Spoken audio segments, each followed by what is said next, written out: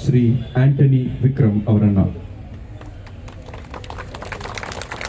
We stand with sisters. We stand with sisters. We stand with sisters. We stand with sisters. Who are sisters? Sisters andre yaru? Sisters andre mother ಅಂತ ಕರೀತಾರೆ. ಇಲ್ಲಿರುವ ಪ್ರತಿಯೊಬ್ಬ sister ಬರೀ ಒಂದು mother ತೆರೆಸ ಅಲ್ಲ, ಸಾವಿರಾರು ಲಕ್ಷಾಂತರ ಮದರ್ ತೆರೆಸಗಳು.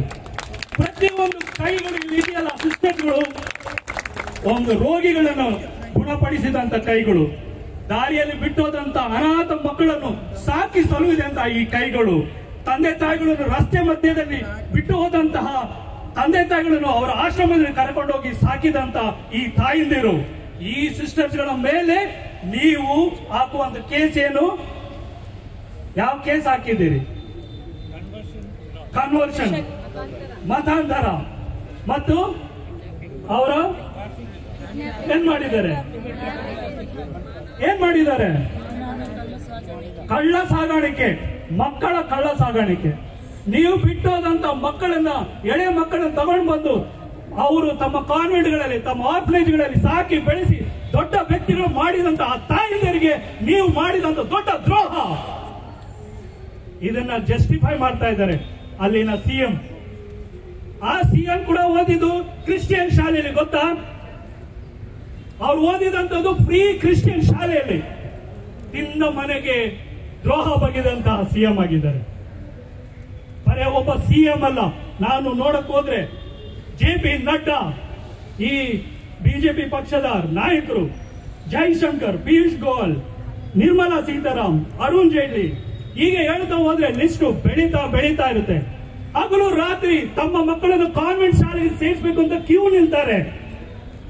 ಯಾಕೆ ಗೊತ್ತು? ಸಿಸ್ಟರ್ಸ್ಗಳು ಕಲಿಸಿಕೊಡುವಂತ ಪಾಠ ವೇದ ವಾಕ್ಯ ಇದೆ, ಅದು ಬೈಬಲ್ನ ತತ್ವದಿಂದ ಕಲಿಸಿಕೊಳ್ಳುವಂತ ಪಾಠಶಾಲೆ ಆಗಿದೆ. ಅದಕ್ಕೆ ತಮ್ಮ ಮಕ್ಕಳನ್ನು ಯಾವ ಧರ್ಮದವರ ಆಗಿರಲಿ ಅವ್ರನ್ನ ತಂದು ಕ್ರೈಸ್ತ ಶಾಲೆಗೆ ಸೇರಿಸ್ತಿದ್ದಾರೆ.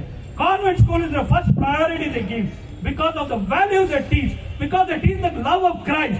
But on that, sisters, you people have filed a case against them. Who are nuns? Nun in English means nothing. These sisters carry nothing. They don't earn anything. They may be having houses which is not there in their name. They are having institution which is not there in their name. They are having hospitals. It is not in their name. They have vehicles. They don't have in their name. They have buildings not in their name. What do they have in their name?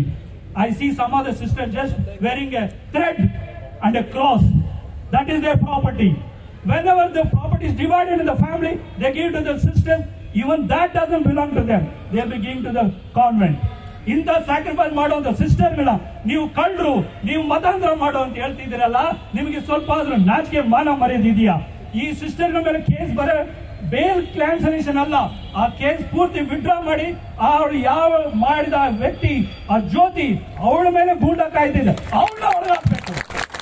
ಹೋಗಿ attack ಮಾಡ್ತಿದ್ದಾರೆ, ಪೊಲೀಸರು ಸುಮ್ಮನೆ ನಿಂತಿದ್ದಾರೆ. First ಅವಳನ್ನ ಹೊತ್ತು ಒಳಗಾಕ್ಬೇಕಾಗಿತ್ತು. On her there are cases. She is absconding. These people are filing in the court telling she is absconding. But that woman is coming into the station and attacking those nuns. What a grace those sisters were having.